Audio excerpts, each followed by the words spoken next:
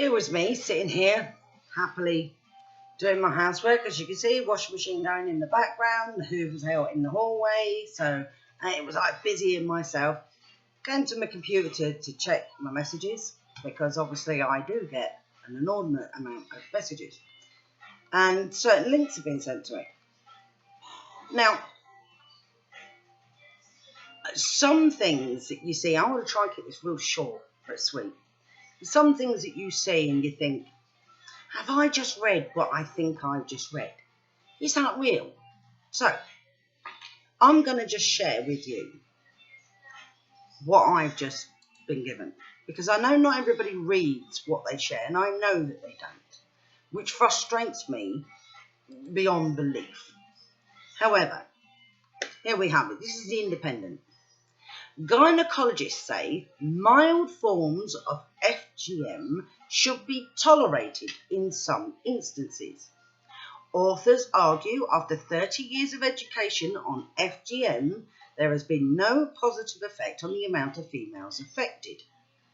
A group of doctors are arguing that milder forms of female genital mutilation should be allowed in order to better protect women and girls from serious and long-term harm from other procedures, by preventing some cultural traditions from being demonised and driven underground.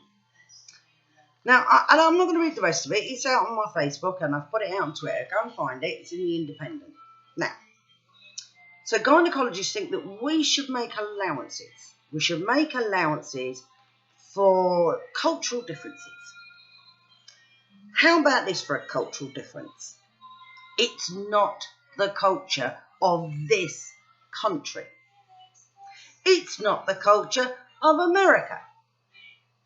It's not the culture of many countries. So, I look at it this way. This is all very simple. I decide to pack up my stuff, and I'm going to move to where my friend Ahmed lives, between Alexandria and Cairo, where they live under Sharia law, and where FGM actually is practiced. I'm going to move out there, and I'm going to go live my life, and I'm then going to say to them, actually, in my country, back in England, this is our culture. We have tea parties, we have Christianity, we have churches. Oh, and we have women who are liberated, that don't have to cover themselves in head to toe. We can walk around in bikinis without it being justification for rape.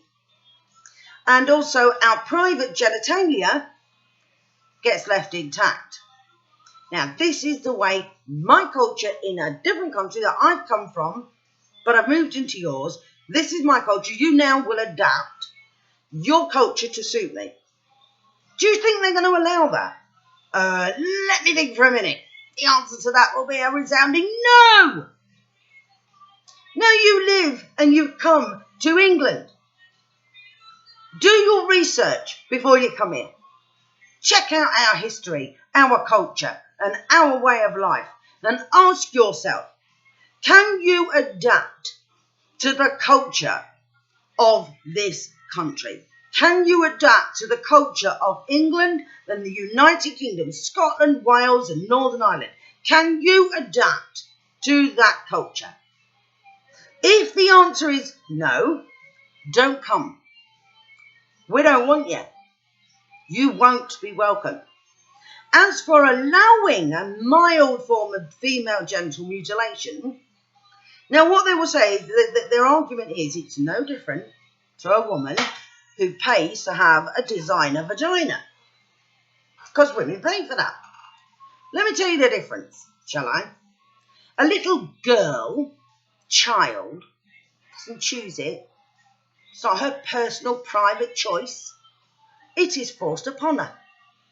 However, should I decide that my lady garden isn't neat, which I'm very fortunate to say it is, but if I decided my lady garden wasn't very neat, and I paid for surgical procedure to make it look all pretty, which I don't think any woman should do. I think we're born the way we are, and actually we're all uniquely different, regardless of what men may think. Trust me, down there in the lady garden department, we all different, just like men do. All shapes and sizes and colours and all forms of difference. But if they choose, when they get to an adult age, to say, I am not happy, I want this done, and I'm going to go and see the NHS doctor, I'm going to show him what my problem is, and I'm going to get permission to go and have some corrective surgery to make it so that I don't walk around paranoid and conscious and unable to be intimate because I'm so unsure of myself. If they choose that, that's their choice. But a little girl forced to the ground or forced to a bed with her legs sprayed open while you butcher her doesn't have a choice. So no mild form of FGM is acceptable, full stop. Why? Because it's not the culture of this country. Make this known right now. It is not the culture of England, Scotland, Northern Ireland and Wales. It is not the culture of France or Germany or Canada or America or Austria or Australia. It is not our culture.